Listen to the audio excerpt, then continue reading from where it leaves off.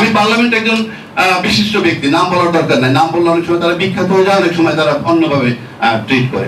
বলেছে যে তারা নাকি আমরা যে হঠাৎ করে 2 বলে 12 রান করার পর আমরা যে 300 রান করলাম, what is the use of it, এর কোনো মূল্যই নাই। পুরা পার্লামেন্ট দেখলাম টেবিল চাপড়াচ্ছে। আমি সেটা একটা জবাব দিতে চাই।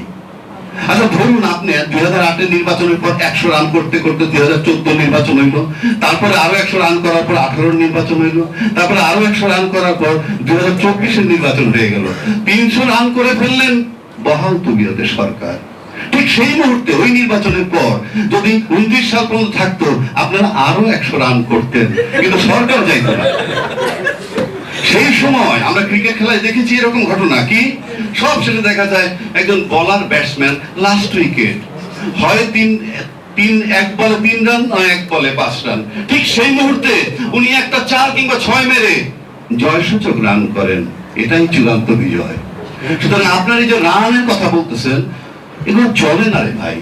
এই সমস্ত কথা ঘরে বসে ওই আমরা বিভিন্ন জায়গায় বসে মুখরোচক আলাপ করতে পারি, তারপর চরম বাস্তবতা হইল জয়সূচক রান যে করেছে, বিজয়টা সে ছিনিয়ে নিয়েছে।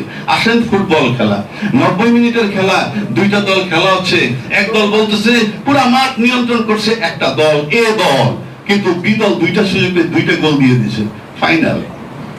কাজেই ওই যে গোল দিছে কিংবা রান দিছে, জয়সূচক রান বা জয়সূচক গোল, দ্যাট ইজ ফাইনাল। আপনারা ওই গোলগুলো যদি না হইতো, ওই রানটা যদি না নিত, তাহলে আপনারা এখনো ক্ষমতায় থাকতো আওয়ামী লীগ, এবং আপনারা আগামী 29 সাল পর্যন্ত আরো 100 রান করতেন।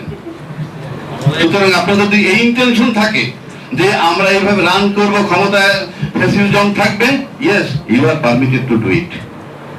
কিন্তু প্রশ্ন হচ্ছে মানুষের, আমি সবাইকে একটা রিকোয়েস্ট করব, আমরা কেউ কেউ বলি কেউ পাকিস্তানের দালাল, কেউ ভারতের দালাল, কারো প্রকাশ করার দরকার নাই। জাস্ট আপনার বিবেককে আপনি প্রশ্ন করেন, আপনি বাংলাদেশী কিনা।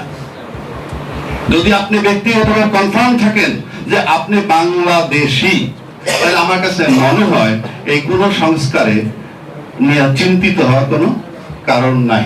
যদি ভাবেন আপনি বাংলাদেশী, আপনি আমাকে এখানে বসে দেখি আমরা নানান জনকে নানান ব্লেম দেওয়া হয়। আমরা এটাও শুনেছি গত সরকারের সময়, এই অন্তর্বর্তীকালীন সরকারের সময়, কি ধান খেতে যারা ঘুমিয়েছেন তারা নাকি 12 বছর যাবৎ আওয়ামী লীগকে সরানোর জন্য চেষ্টা করছে।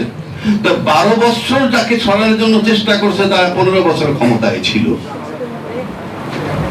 আর একটা অন্তর্বর্তীকালীন সরকার আসছে, তাকে সবাই সহযোগিতা করছে, কিন্তু উনি 18 মাস সুস্থ থাকতে পারেননি। কোন ইন্ডিভিজুয়াল কিন্তু দাবি দেওয়া করে না। আমরা দেখছি অন্তর্বর্তীকালীন সরকার আসার পর 150-200 রকমের আন্দোলন হয়েছে। তাদের দাবি দেওয়া গুলো কি সব পূরণ হয়ে গেছে অন্তর্বর্তীকালীন চলে যাওয়ার পর? এখন আন্দোলনটা কোথায়? একটা আন্দোলন তো দেখতেছি না। আবার আমরা শুরু থেকে দেখতেছি কি, দেশে তেলের সংকট নাই, অথচ আমরা পাম্পে গিয়ে দেখি মানুষের। তো যাই হোক, সেই প্রসঙ্গে আমি যাচ্ছি না। সব শেষ করে দিচ্ছি, আমি একটা কথা বলে দিচ্ছি যে আপনাদেরকে ক্লারিফাই করতে হবে যে জুলাই সনদ বাস্তবায়ন করলে রাষ্ট্রের ক্ষতি কি হয়, বিশ্বের সাথে আমাদের সম্পর্কের ক্ষতি কি হয়, জনগণের ক্ষতি কি হয়, এবং মুক্তিযুদ্ধ চেতনা চলে যায় কিনা, এই সমস্ত বিষয়গুলো যদি ক্লিয়ার করতে পারেন, বুঝাইতে পারেন, আমরা সবাই মিলে বলবো সংস্কার দরকার নাই। আর যদি বিষয়গুলো এরকম হয় যে এই সংস্কার করলে আপনাদের ক্ষমতা কুক্ষিগত করার দায়িত্ব থেকে আপনারা সরে যান, আপনার শেখ হাসিনার মতো 15 বছর ক্ষমতা থাকা নিশ্চিত করতে চান, সেগুলো হবে না, তাহলে মেহেরবানি করে আপনাদেরকে একটা কথাই বলবো, আপনারা বাংলাদেশী হন। আমি নিশ্চিত করে বলতে পারি, যিনি বাংলাদেশী হবেন, যারা বাংলাদেশী হবেন, তাদের এই সংস্কার করার ক্ষেত্রে কোনো আপত্তি থাকবে বলে আমি মনে করি না, আমি বিশ্বাস করি না।